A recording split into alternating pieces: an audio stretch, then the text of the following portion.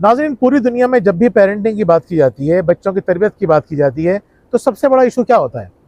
सबसे बड़ा इशू होता है कि डांट और मार के बगैर बच्चों की तरबियत कैसे की जाए। बिल्कुल।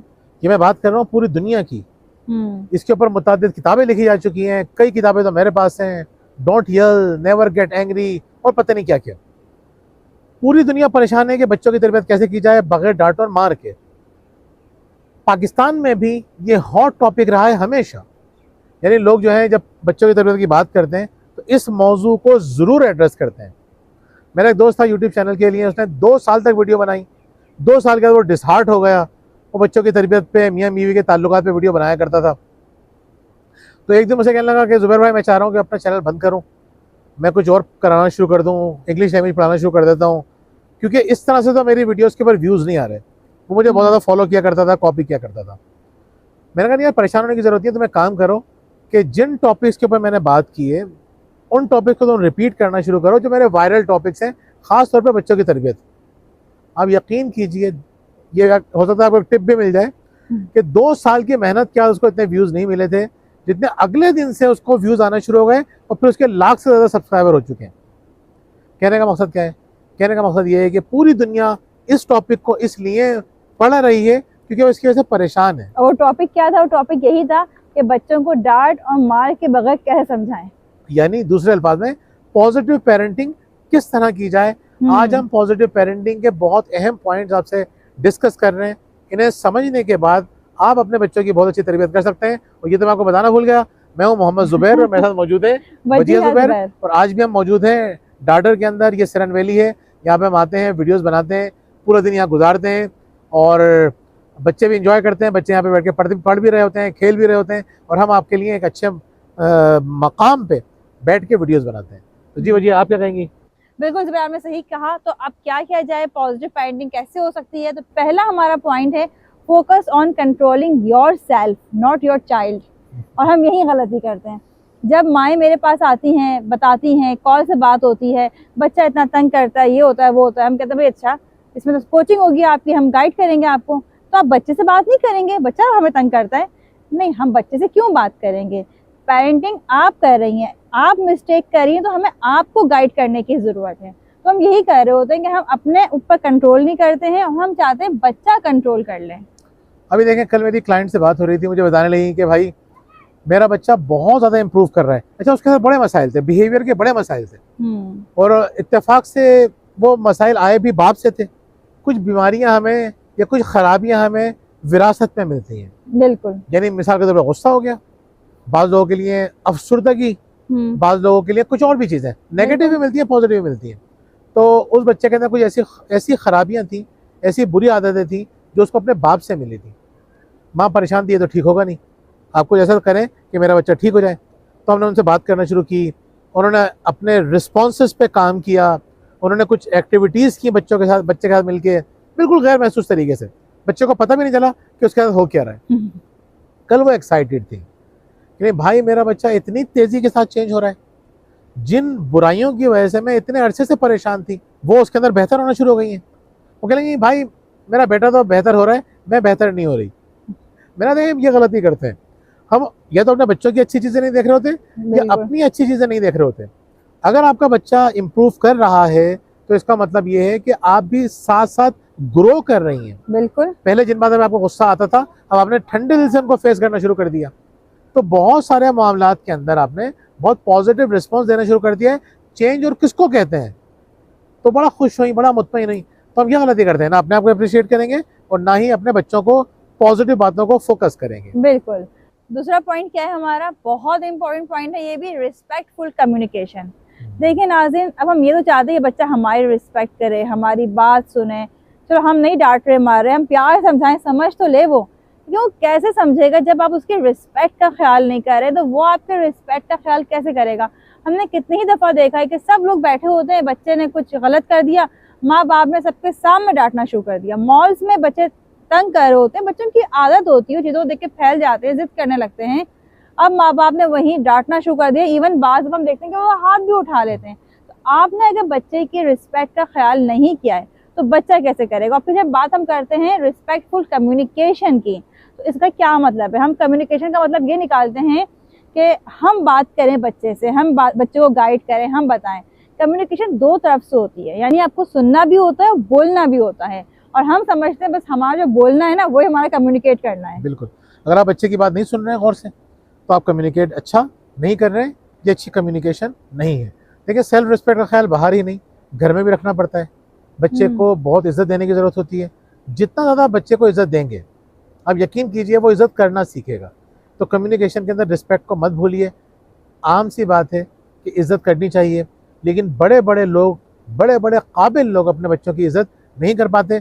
हमसे भी बातों का गलती होती है, हम इस तरह से रिस्पॉन्स देते हैं बच्चों को कि हमें फ़ौरन एहसास होता है कि हमें इस तरह से बात नहीं करना चाहिए थी, तो फिर हम बच्चों से सॉरी भी करते हैं। तो आपसे भी गलतियाँ होंगी, कोई मसला नहीं है। तो जब से गलती हो, जस्टिफाई ना करें, परेशान नहीं हो।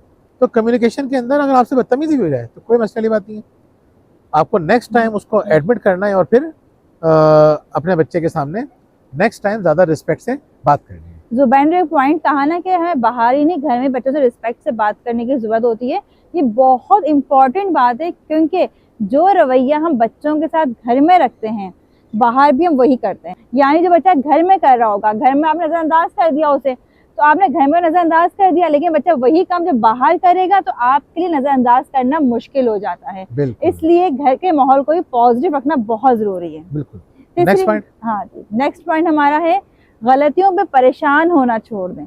हम देखते हैं वो गलती हो जाती है ना, खवातीन इतनी परेशान रहती हैं, खुद तो रहती हैं परेशान, अगर बच्चे से कोई गलती हो गई है तो वो उसकी जान नहीं छोड़ती हैं, तनकीद करते रहेंगे उसके ऊपर, टॉन्ट होता रहेगा, उसको बार बार सुनाते रहेंगे।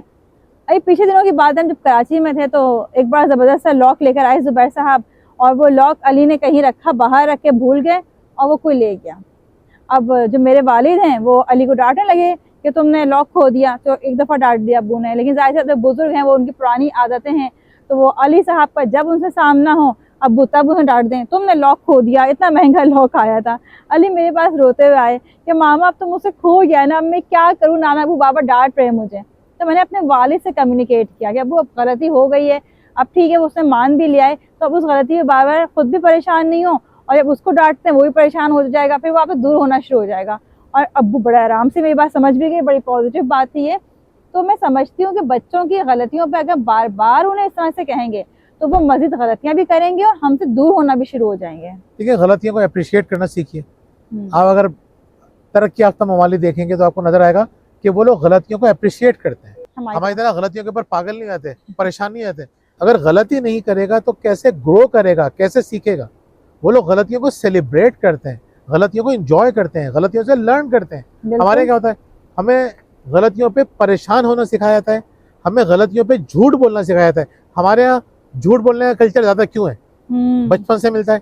गलती करोगे तो सब तुम्हारी जान नहीं छोड़ेंगे। बिल्कुल। फिर वो क्या करता है, झूठ बोलता है, तो मैंने ये बोला नहीं है, मैंने किया नहीं है, मेरा तो मकसद। अच्छा, जो मान लेता है सामने उसने गलती की होती है, वो उसकी तावीलें पेश करता है, मेरी तो नियत ये थी, किसी और ने ये किया था। बिल्कुल। यानी गलती करना हमारे यहाँ बहुत बुरा समझा जाता है, जबकि हमारे मजहब में भी गलती करने को बुरा नहीं समझा जाता। हमें समझाया जाता है कि अगर तमाम इंसान नेक हो जाए तो अल्लाह ताला उन सबको ख़त्म कर देगा, फिर उन लोगों को पैदा करेगा जो गुनाह करेंगे और फिर तौबा करेंगे, फिर गुनाह करेंगे, फिर तौबा करेंगे। यानी अल्लाह ताला चाहता है कि इंसान गलती करे, कोई मसला नहीं है, गलती करेगा तो ग्रो करेगा ना, लेकिन गलती करने के बाद वो हठधर्मी ना दिखाए, अड़ नहीं जाए कि हाँ मैंने की है, या झूठ ना बोले कि मैंने की नहीं है, मान ले, आगे बढ़े जिंदगी, उसकी भी आसान, दूसरों की भी आसान। तो गलतियों को एंजॉय करें, गलतियां बहुत बड़ी ब्लेसिंग होती है। जी बजिए। बिल्कुल। चौथा पॉइंट हमारा है इंकरेजमेंट ओवर पनिशमेंट। नाज़रीन, ये बहुत इंपॉर्टेंट बात है। जब हम माओ से बात करते हैं और पूछते हैं बच्चों के अंदर अच्छा क्या है, तो उन्हें उसको कुछ अच्छा याद ही नहीं आता। उन्हें बच्चे की सारी बुराइयां याद आ रही होती हैं, कुछ अच्छा याद नहीं आता। जब अच्छा याद नहीं आएगा तो आप उसको अप्रिशिएट कैसे करेंगे? उसको आप बिल्कुल अप्रिशिएट नहीं करेंगे तो वो कैसे आपकी बात सुनेगा? नेक्स्ट टाइम के लिए मोटिवेट ही नहीं होगा वो। देखें, असल में हमारी नजर होती है गलतियों के ऊपर ही, कमियों पर, कोताहियों पर, ये हमारी आदत बन जाती है। और हम बच्चों के साथ भी ये करते हैं, अपने साथ भी ये करते हैं, अपने करीबी रिश्तेदारों के साथ भी ये करते हैं, सबके साथ ये करते हैं। गलतियों पे हमारी नज़र होती है, ये हमारी नफ्सियात है। आप देखें, जो मीडिया पे आप देखते हैं तो आपको हमेशा नेगेटिव चीज़ें क्यों नज़र आती हैं? क्योंकि हमारी आदत बन चुकी है, लोगों की तवज्जो आसानी से जाती है नेगेटिव चीज़ की तरफ। बिल्कुल। हम बच्चों के साथ भी यही काम कर रहे होते हैं कि उसको इनकरेज करने के बजाय पॉजिटिव चीज़ों पे अप्रिशिएट करने के बजाय उसकी नेगेटिव चीज़ों को सही करने की कोशिश करते हैं, सुधारने के चक्कर में लगे रहते हैं, संवारने की कोशिश नहीं करते। तो आप संवारने के लिए इनकरेज करना पड़ता है, तो सुधारने के लिए गलतियों को पीछे पड़ जाना पड़ता है। सुधारने से ज़्यादा आपका फोकस होना चाहिए बच्चे की हौसला अफजाई के ऊपर। बिल्कुल ऐसे ही है। अब हमें बच्चे को इमोशनली सपोर्ट करने की भी ज़रूरत होती है। ये बहुत इंपॉर्टेंट बात है। क्यों इंपॉर्टेंट बात है? क्योंकि बच्चे इमोशंस को समझ नहीं रहे होते हैं, उनको पता ही नहीं जो इमोशन आ रहा है कि क्यों है, किस लिए है, तो हम ही तो हैं जो उसको गाइड करेंगे। अब अगर पेरेंट्स उस वक्त उस पर गुस्सा करना शुरू कर दें, उसको डांटना शुरू कर दें, तो वो कैसे सपोर्ट करेंगे उसे? फॉर एग्जाम्पल, बच्चा कह रहा है कि मुझे तन्हाई में रहना है। अब उसे नहीं पता क्यों तन्हाई में रहना चाह रहा है, लेकिन अगर आप उसको बताएं, अच्छा तन्हाई में रहना चाह रहे हो, इसका मतलब ये कि तुम कुछ करना चाह रहे हो, थोड़ी मसरूफियत चाह रहे हो तुम। इसी तरह अगर बच्चा कह रहा है कि मुझे घबराहट हो रही है, मुझे नहीं पता मुझे क्या हो रहा है, बाज़ दफ़ा ऐसा भी हो रहा होता है बच्चे के साथ, तो उस वक्त वो कुछ फैमिली टाइम चाह रहा होता है, वो कुछ आपका साथ चाह रहा होता है, तो आप उसको अपने साथ बिठा के थोड़ी बातें कर सकते हैं। उस वक्त बच्चे के इमोशंस को आपको समझने की जरूरत ज़्यादा होती है। यानी बच्चा जिन जिन चीज़ों से अपसेट हो रहा है ना, मतलब उसे तन्हाई परेशान कर रही है, तो आप सोचें कि इस तन्हाई को प्रोडक्टिव कैसे बनाया जाए। वो कि कुछ लोगों से डर रहा है, अच्छी बात है कि आपको पता चल गया। अब उस डर को लर्न करके उस डर पे काबू पाने की कोशिश कीजिए, बच्चे को सिखाइए कि बेटा इस डर को किस तरह से कंट्रोल करना है। कोई बच्चे तंग कर रहे हैं, मिल बांट के एक सपोर्ट सिस्टम बनाइए। बच्चे के इमोशंस को दबाइए नहीं।